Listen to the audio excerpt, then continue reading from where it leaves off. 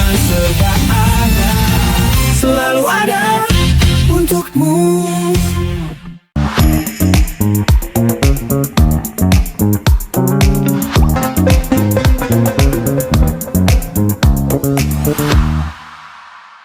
Halo Sobatkom dimanapun kalian berada, jumpa lagi bersama saya Anissa di podcast Oh Serba, obrolan serba ada. Senang sekali bisa kembali menyapa teman-teman Sobatkom yang selalu setia nonton podcast Oh Serba hanya di channel YouTube Praja TV Bontang. Dan pada episode kali ini, Anis sudah kedatangan narasumber yang luar biasa. Beliau ini merupakan Kanit PPA Polres Bontang, ada Aibda Norasie, selamat datang Ibu, dan juga PLT Kabid PHA dan PKA DP 3 AKB Bontang, ada Ibu Truli Tisna. Selamat datang Ibu. Terima kasih Mbak Anis. Iya, jadi pada kesempatan kali ini Ibu senang sekali bisa ketemu bareng Ibu dan kita akan membahas terkait tentang pencegahan dan penanganan kekerasan terhadap anak. Jadi mungkin episode sebelumnya itu kita sudah membahas tentang bagaimana peran seorang ayah dalam penanganan anak Ibu. Jadi kalau mungkin nanti ada sangkut pautnya, apakah ini efek dari ketika peran ayah itu tidak didapatkan oleh seorang anak. Nah, adanya kekerasan terhadap anak ini mungkin jadi dampak dari tidak adanya peran ayah tadi. Nah, yang sekarang Anis mau ngobrol nih mungkin ke Ibu Truli dulu. Jadi bagaimana sih Bu kalau dari Dinas DP 3 AKB sendiri pencegahan dan penanganan kekerasan terhadap anak ini kan mungkin sudah menjadi bagian dari keseharian yang ditangani dan dibahas seperti itu. Dari dinas sendiri bagaimana upaya untuk mencegah nih khususnya di Kota Bontang? Ya, terima kasih Mbak Anis. Untuk upaya pencegahan itu sendiri ya dilakukan dari banyak lini sebenarnya.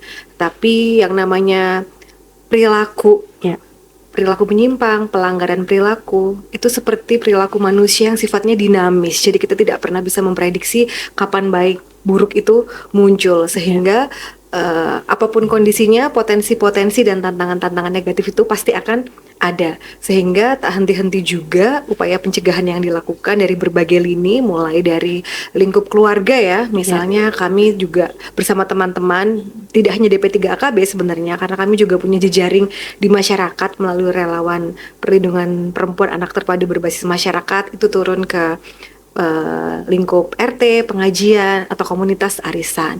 Kemudian di tingkat yang lebih tinggi lagi, misalnya di tingkat kelurahan, edukasi juga untuk masyarakat di tingkat kelurahan. Kemudian di kader juga turun juga. Kemudian di sekolah-sekolah itu juga melakukan upaya pencegahan edukasi, baik pada saat siswa musim siswa baru, MPLS sekolah, ataupun tidak terikat dengan siswa baru. Jadi secara berkala itu dilakukan. Kemudian juga turun ke kelompok anak itu sendiri, karena sebenarnya yang paling tahu masalah-masalah hitsnya Kota Bontang dan yang lebih tahu realnya kondisi apa sih yang terjadi di kalangan anak-anak itu ya memang anak-anak itu sendiri. Jadi lewat forum anak, kemudian kelompok-kelompok anak yang lain seperti generasi berencana atau forum genre, kemudian ada komunitas kelompok anak yang lain itu. Kemudian di kalangan para pengambil kebijakan ada juga edukasi melalui gugus tugas kota layak anak, yang itu isinya adalah forum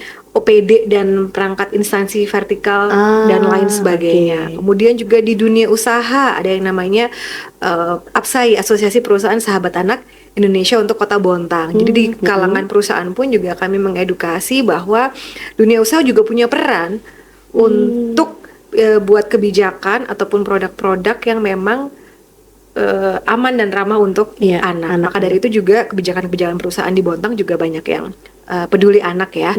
Dan di teman-teman media insya Allah juga beberapa pesan-pesan kita titipkan bahwa munculkan berita-berita yang informasinya itu layak dikonsumsi pemberitaannya untuk anak-anak. Ya, seperti itu. Jadi banyak lini karena memang tantangannya banyak. Iya, jadi banyak lini ya Bu ya, dari tadi di sekolah, baik itu di luar sekolah, bahkan dari forum anak-anak itu sendiri. Karena seperti yang Ibu bilang tadi, yang tahu realnya masalah mereka di anak-anak itu sendiri ya Bu ya.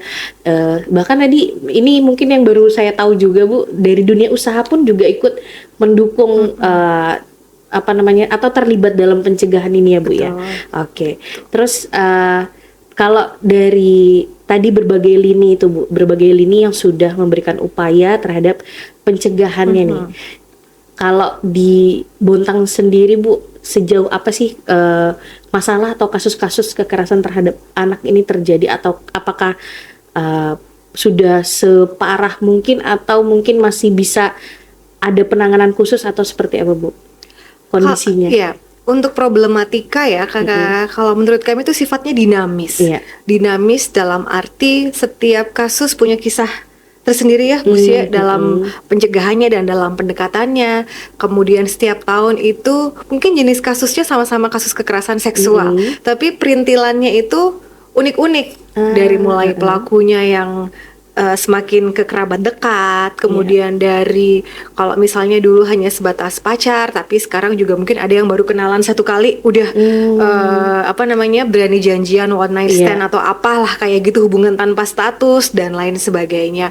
Kemudian juga jenisnya semakin unik-unik. Jadi kalau untuk jumlahnya memang kasus kekerasan terhadap anak di Kota Bontang itu jumlahnya lebih besar dibanding dengan kasus kekerasan terhadap perempuan. Di sisi lain ya, kalau misalnya kita melihat itu suatu keprihatinan, betul, kita jadi prihatin bahwa memang permasalahan di anak tuh sebenarnya banyak. Jadi butuh orang yang lebih banyak juga untuk peduli, care terkait masalah ini.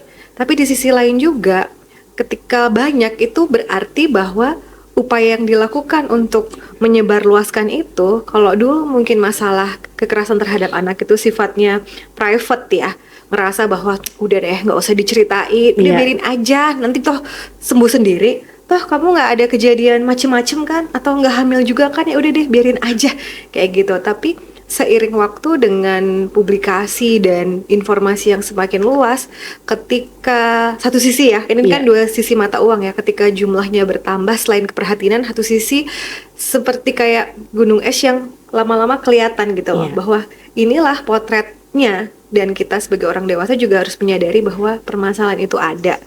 Tapi bukan bagaimana fokus ke kok bisa ya, kok bisa, tapi yuk ketika ada kita tangani, kemudian kita harus melakukan berbagai upaya, karena yang namanya upaya nggak cukup satu kali dua kali ya, bahkan ratusan atau ribuan kali seperti itu. Jadi kita tidak perlu mengulik kok bisa kekerasannya terjadi, tapi kita justru harus berupaya bagaimana menangani biar kekerasan itu bisa diminimalisir atau bahkan bisa menyembuhkan para korbannya gitu ya Bu ya. Dan otomatis pencegahan itu harus ya, agar kita nggak capek-capek untuk melakukan penanganan. Betul. Ya Bu gitu. Jadi lebih baik dicegah gitu ya Bu daripada mengobati istilahnya. Oke.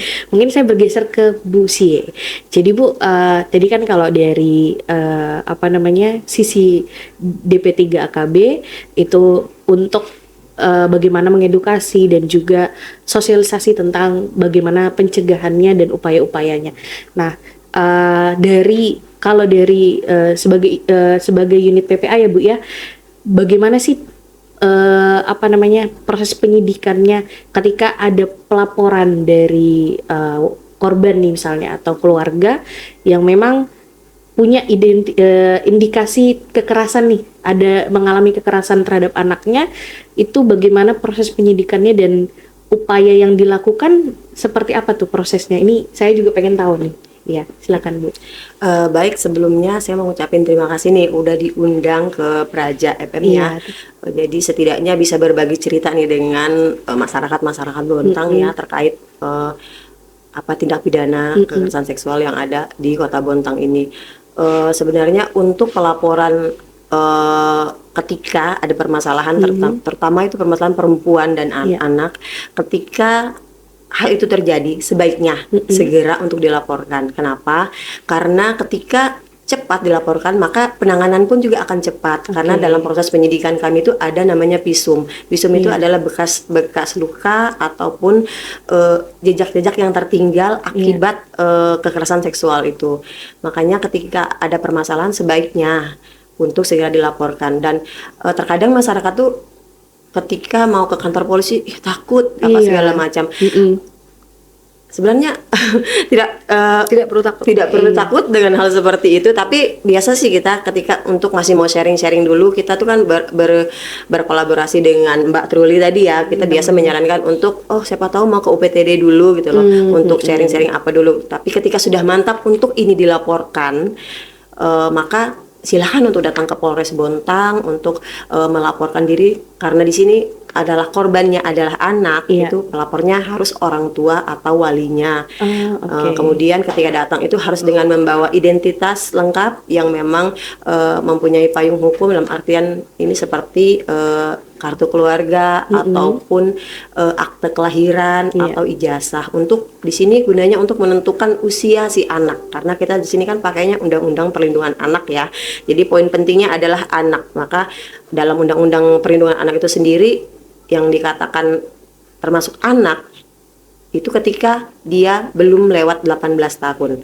Yang dikatakan anak itu Iya. sejak dalam kandungan atau sampai dia usia 18 tahun. Belum ulang tahun 18. Belum ulang tahun 18. Iya, betul. Maka itu dia pakai undang-undang khusus. Iya.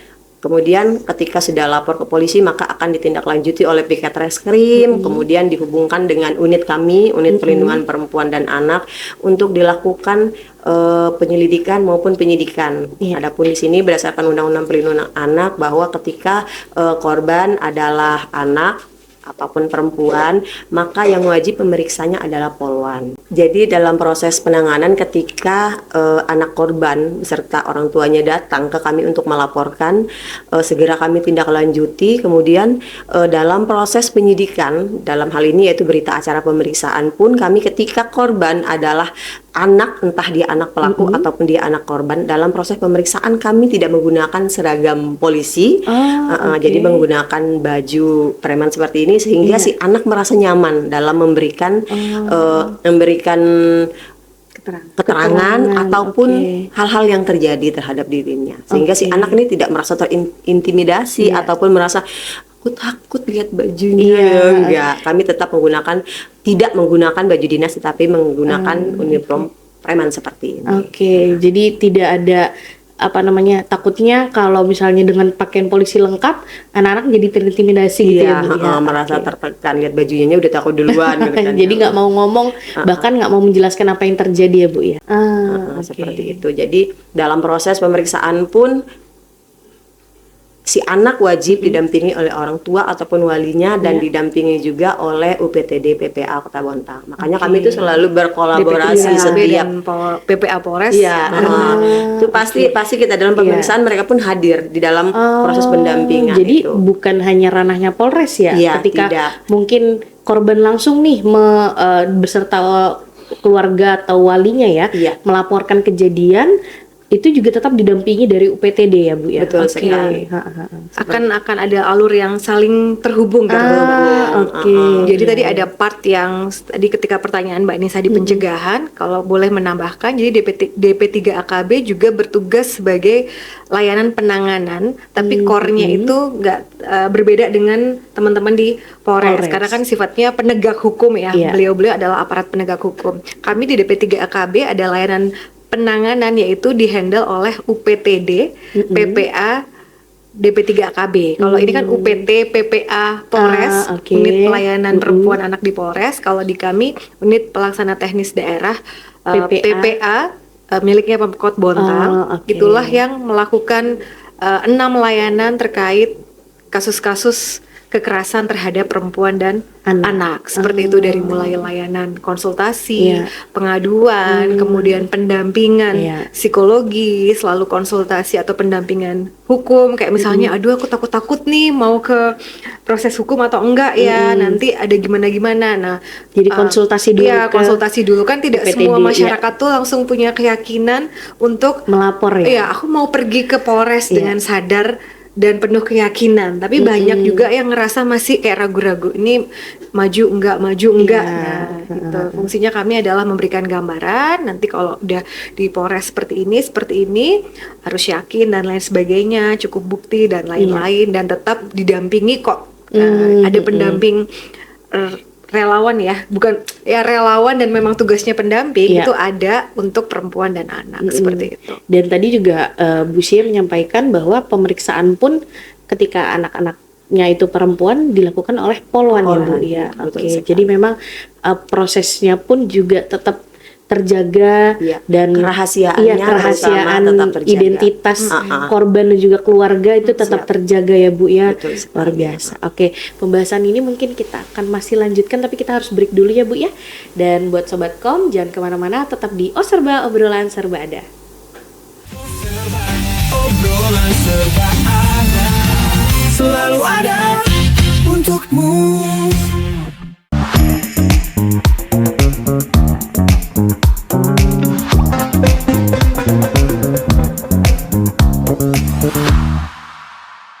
Oke Sobatkom, kembali lagi bersama saya Anissa di Serba Obrolan Serba Ada. Dan masih bersama kedua narasumber kita, Ibu Truli dan Ibu Sie.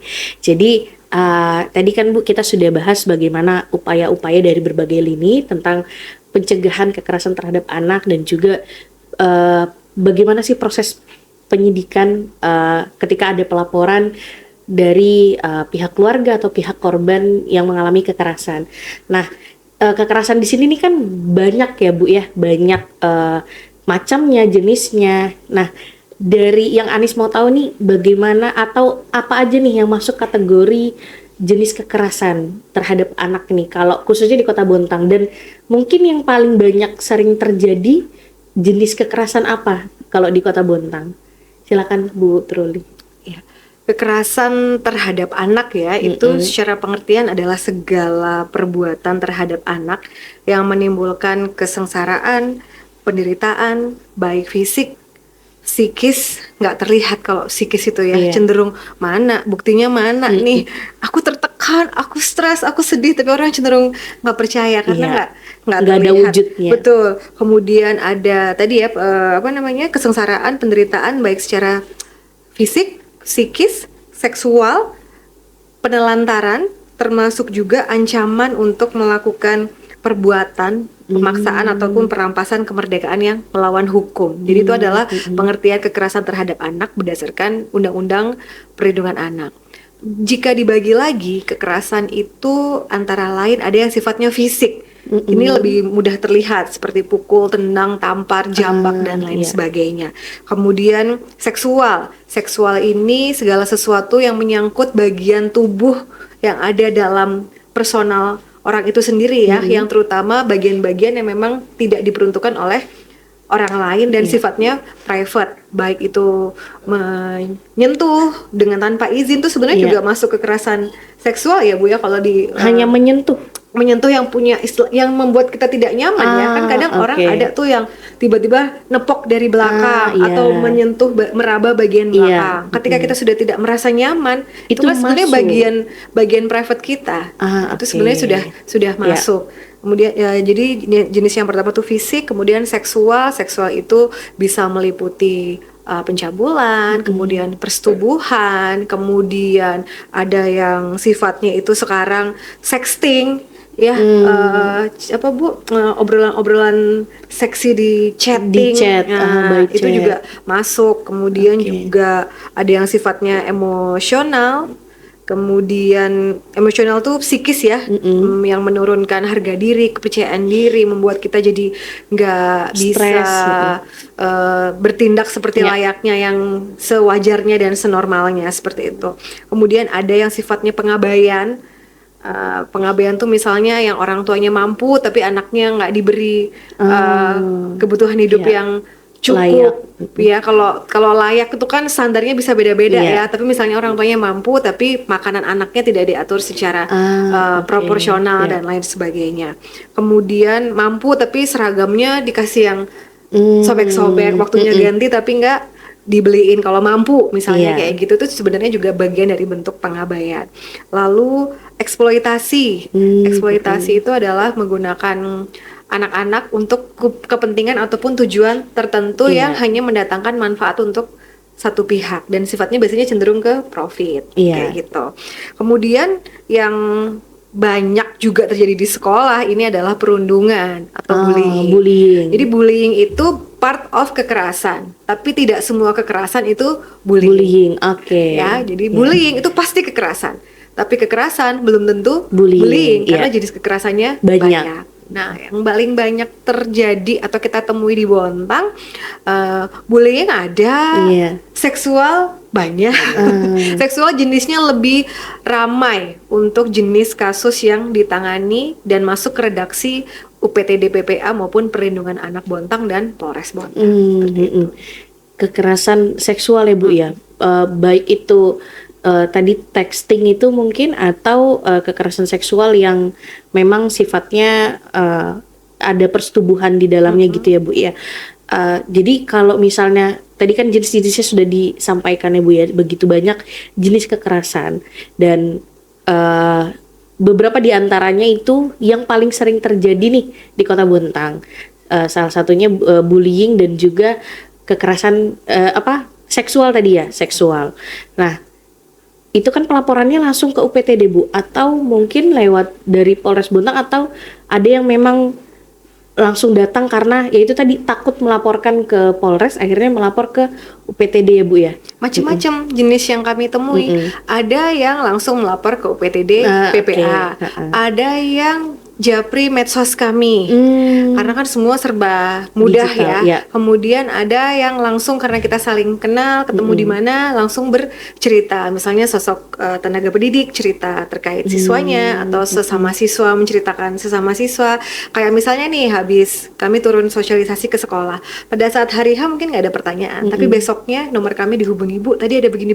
Nah, boleh nggak kami cerita? Atau aduan dari kelompok-kelompok anak, atau aduan dari kader-kader ataupun relawan yang ada di masyarakat, atau memang dirujuk juga oleh Polres Bontang. Jadi kasus itu ada yang datang sendiri ke UPTD PPA, ada yang dirujuk dari Polres, ada juga dari rekan-rekan puskesmas ataupun dari layanan-layanan yang lain yang memang memberikan layanan untuk konsultasi dan pengaduan, atau masyarakat yang memang secara sadar menceritakan itu kepada kami seperti itu. Oke, jadi informasi itu bisa dari berbagai lini juga ya Bu ya, dari korban itu sendiri atau layanan-layanan lain yang memang buka layanan untuk pengaduan seperti itu.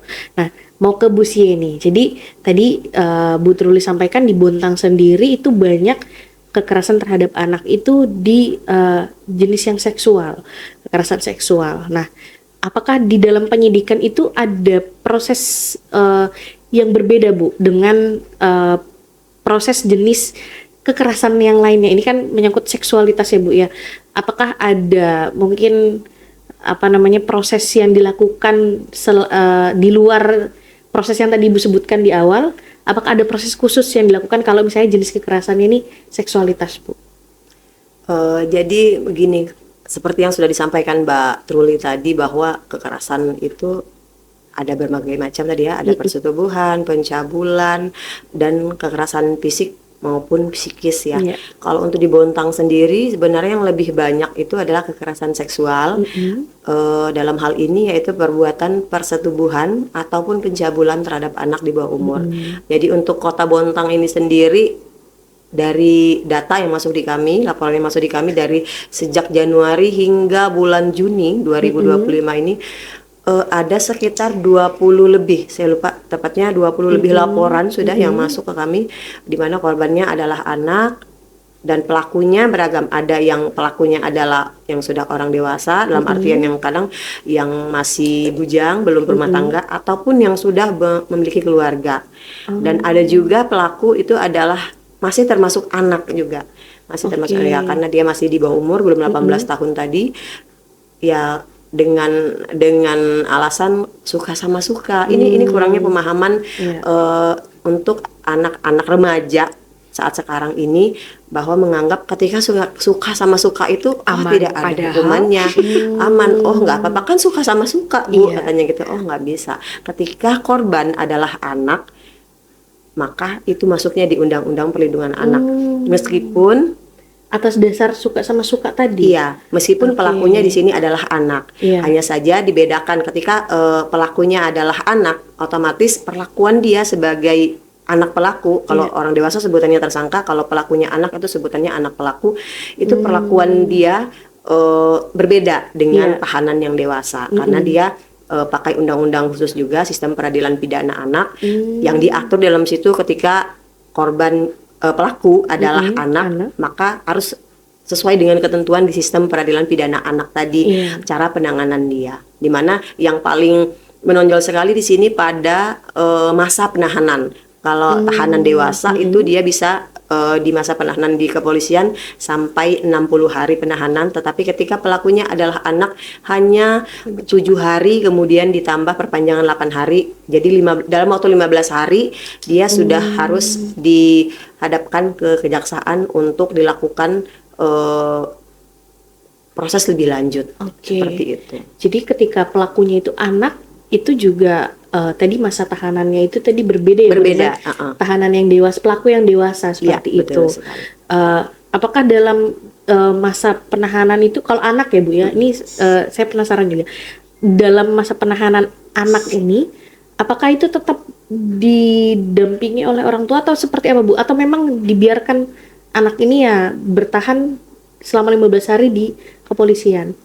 Kalau untuk tahanan anak, sebenarnya banyak poin-poin yang bukan harus, tapi wajib, karena itu memang diatur dalam sistem peradilan pidana anak. Ketika pelaku adalah anak yang pertama, dia wajib didampingi oleh orang tua pada saat penyidikan, sama seperti korban tadi. Kemudian dalam bantuan hukum atau advokat pengacara, dia wajib didampingi. Dan pengacara bertanda tangan di dalam berita acara pemeriksaannya. Kemudian dia juga wajib dilakukan penelitian kemasyarakatan oleh Bapas, dalam hal ini Kota Bontang merujuknya ke Bapas Samarinda, seperti itu. Kemudian kalau untuk korban sendiri, dia ada pendampingan selain dari UPTD tadi, dia dari Peksos, Dinas Sosial. Seperti itu. Karena kalau untuk anak pelaku, dia yang mengeluarkan surat keterangan laporan sosialnya itu dari Bapas. Di sini kita bekerjasama dengan Bapas Samarinda. Dari Samarinda. Gitu. Jadi tetap bekerja sama dengan Bapas Samarinda tadi. Iya, itu dalam waktu 15 hari sudah harus selesai semua. Jadi makanya ketika pelakunya adalah anak itu, jadi bekerjanya harus ekstra. Karena kita terbentur dengan aturan hukum di sistem sistem peradilan pidana anak nomor 11 tahun 2012. Oke. Jadi karena tadi sudah ada kurun waktu yang diatur ya Bu ya, jadi memang kerjanya harus ekstra ketika pelaku ini anak-anak seperti itu. Oke. Jadi ini memang kalau di Bontang ini berarti presentasinya berapa nih Bu? Kalau antara pelaku anak dan juga pelaku dewasa, kira-kira kalau kebanyakan sih lebih banyak dewasa pelakunya, tapi yang kebanyakan dalam artian dewasa ini lebih banyak tuh sebenarnya yang dia sudah berumah tangga, memiliki pasangan, entah mungkin itu namanya puber kedua atau bagaimana mungkin ya, mengerti, sehingga tidak sadar nih sudah punya pasangan hidup, sudah punya anak, tetapi masih saja senang dengan melihat sesuatu yang indah mungkin gitu ya. Jadi mayoritas pelaku dewasa yang sudah punya keluarga bahkan ya Bu ya. Betul. Kalaupun anak itu hanya beberapa saja, tetapi ya itu tadi, kalau anak pasti dia suka sama suka, karena mereka berbasic pacaran. Kemudian suka sama suka, karena di mindset mereka, lo kan suka sama suka Bu, kok saya yang salah, kan tidak ada pemaksaan apa segala macam, tidak bisa. Tapi itu ketika korban adalah anak, itu adalah satu pelanggaran hukum. Jadi ini perlu digarisbawahi juga ya Bu ya, ketika sekali. Memang atas dasar suka sama suka itu tidak ada toleransi, tetap pelaku adalah anak dan ya sudah, tidak ada batas hukum yang bahasanya mengimani lah. Oh nggak apa-apa nih atas dasar suka sama suka, tidak dikenal suka sama suka dalam prinsip ini tidak dikenal. Tidak diizinkan ya Bu ya. Jadi tadi sudah membahas tentang jenis-jenisnya dan juga bagaimana penanganannya di Kota Bontang sendiri ya Bu ya. Nah kalau balik lagi ke Bu Truli, jadi kalau misalnya tadi kan Bu, kalau tadi kita sudah melakukan upaya-upaya mulai dari sosialisasi, giat edukasi dari berbagai lini, itu sudah maksimal diupayakan oleh DP3 AKB dan juga unit PPA Polres Bontang seperti itu.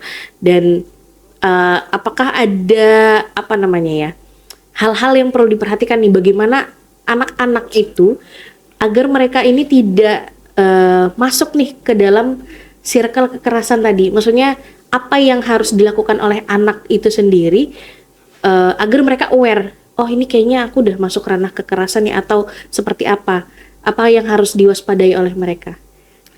Oke, dalam satu hari ada 24 jam, Iya. dimana kalau dibagi, anak-anak itu kan menghabiskan waktu di rumah. Anggap ya kita bagi rata, 8 jam dia ada di rumah. Iya. Kemudian 8 jam lagi dia menghabiskan waktu di sekolah. Bahkan mungkin untuk sekolah-sekolah boarding ataupun sekolah yang sampai sore, mereka akan lebih punya banyak waktu di sekolah. Iya. Kemudian sisanya baru dihabiskan untuk berteman, untuk istilahnya hangout sama teman-temannya. Itu pun juga untuk anak-anak yang sifatnya ekstrovert dan emang suka menghabiskan waktu di luar. Di luar. Tapi ketika anak-anak itu cenderung, aku sukanya di dalam kamar, aku sukanya di rumah aja, itu tentunya treatmentnya akan berbeda. Nah, dari ketiga lingkungan ini sebenarnya semua itu butuh peran. 8 jam di rumah, maka yang paling punya peran itu adalah orang tuanya. Kita semua berproses untuk menjadi orang tua, dan menjadi orang tua itu berhentinya adalah ketika kita sudah udah diambil lah ya Wafat, nyawanya sama Tuhan Yang Maha Esa. Disitulah kita berhenti berproses menjadi orang tua. Jadi orang tua pun kami harapkan menjadi orang tua yang hadir, tidak hanya secara fisik tapi juga secara kepekaan, perhatian, kepedulian. Jadi benar-benar ketika anaknya pengen ngajak ngobrol, wajahnya selain menghadap tapi juga hatinya juga ikut. Karena yang terjadi kan keluarga-keluarga masa kini ada cenderung bergeser untuk pola komunikasi kan tidak dilakukan secara fisik ya, Iya.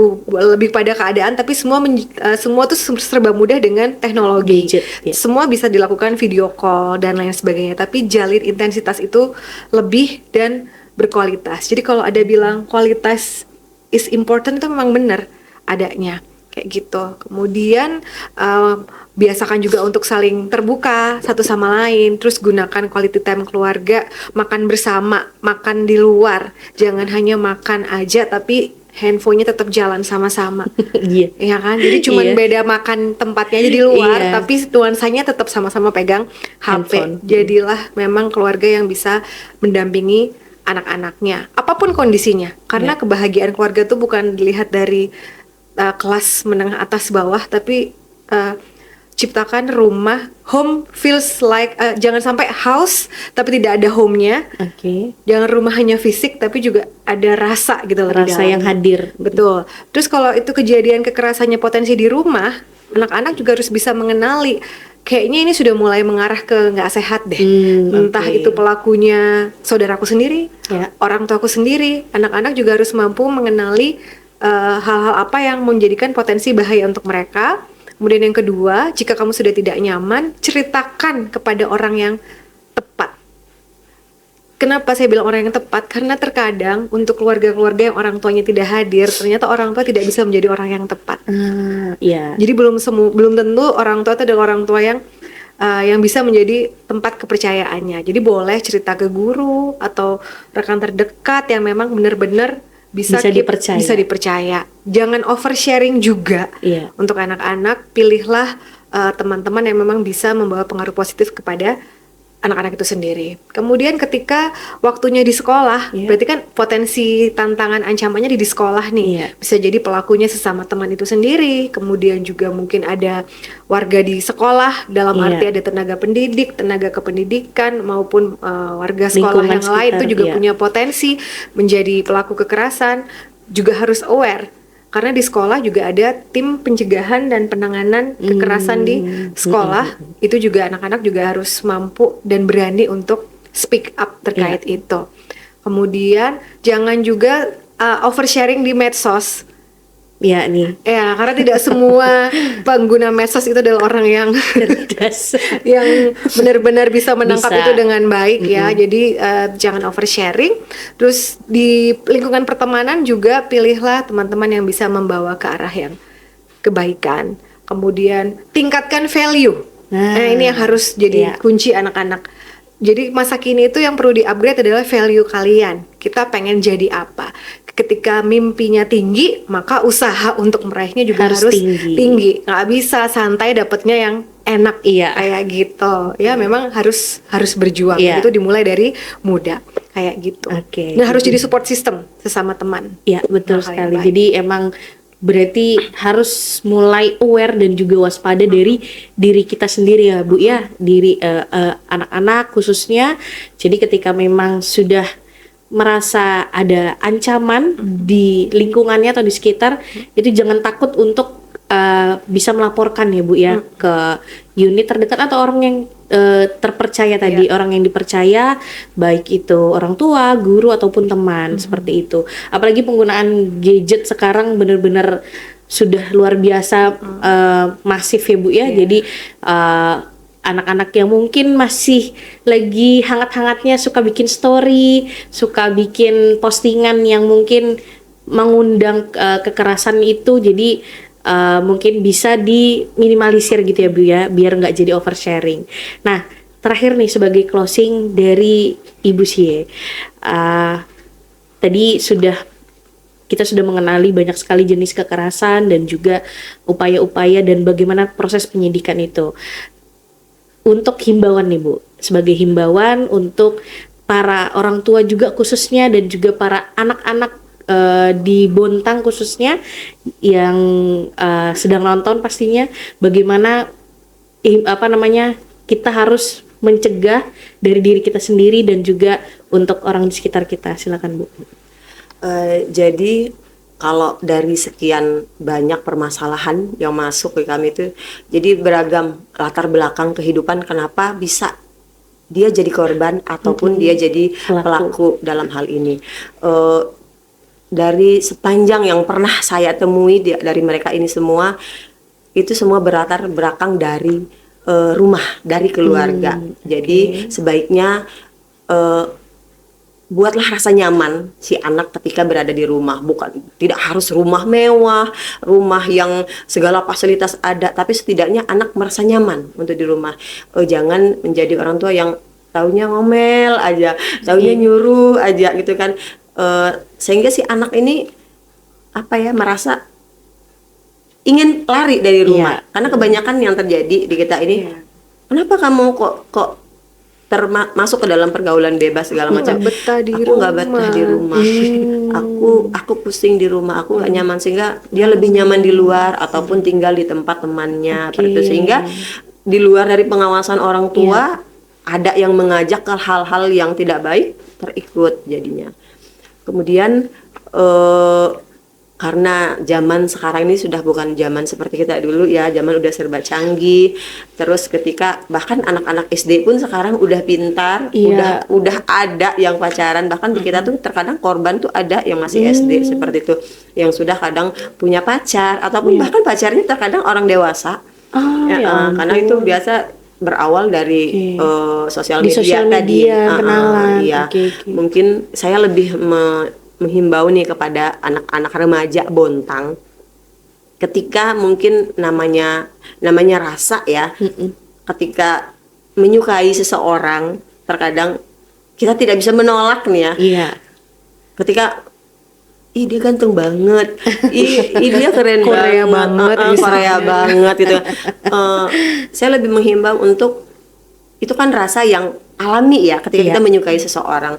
Lebih baik untuk hanya mengagumi saja. Saya pertekan di sini, cukup hanya untuk mengagumi, tapi tidak untuk dimiliki. Jadikan sesuatu itu untuk dikagumi, untuk mengagumi. Jadi karena rasa itu alamiah ya Bu ya. Nggak bisa dicegah, nggak bisa dicegah gitu loh. Jadi jadikan itu sebagai semangat. Contoh karena sering sosialisasi ke sekolah-sekolah nih ya, biasa anak-anak sekolah usia SMP atau SMA ada kakak kelasnya atau mungkin yang jadi idola lah ya. Ganteng banget, aku suka banget. Aku nge-crush sama dia, istilah anak sekarang tuh ya, crush. Iya kayak gitu, maksudnya cukup hanya dilihat saja, dipandang saja, jangan coba-coba untuk memiliki gitu. Jadi kan itu sebagai semangat untuk jadi rajin sekolah, rajin belajar, harus menjadi rajin merawat diri,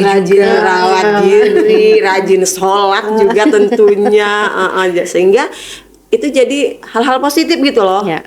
ada rasa seperti itu, oke, boleh ada, tetapi tolong masih tetap di jalan yang benar, jangan sampai menyimpang, jangan sampai untuk memiliki, apalagi sampai bawa jalan, sampai bisa check in di hotel segala macam, kan itu sudah hal-hal pasti akan terjadi hal-hal yang buruk. Makanya saya himbau tadi, ketika menyukai seseorang cukup hanya sekedar mengagumi tapi tidak untuk memiliki. Jadi kan itu satu semangat untuk kita mengejar cita-cita. Oke, luar biasa. Jadi memang maknanya tersirat ya Bu ya. Jadi ketika boleh mengagumi tapi tidak untuk memiliki. Nanti kalau mau memiliki ada saatnya, ada waktunya. Untuk anak-anak mungkin untuk saat ini fokusnya masih sekolah, mengejar cita-cita dan juga memperbanyak value tadi seperti yang disampaikan Bu Truli.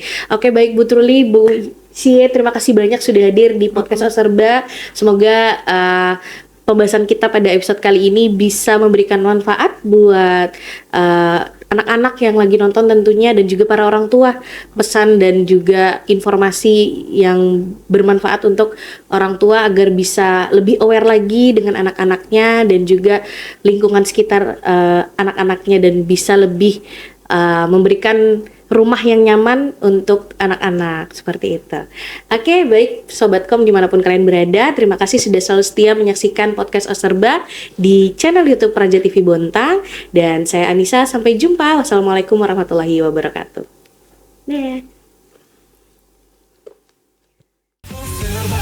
Obrolan serba ada, selalu ada untukmu.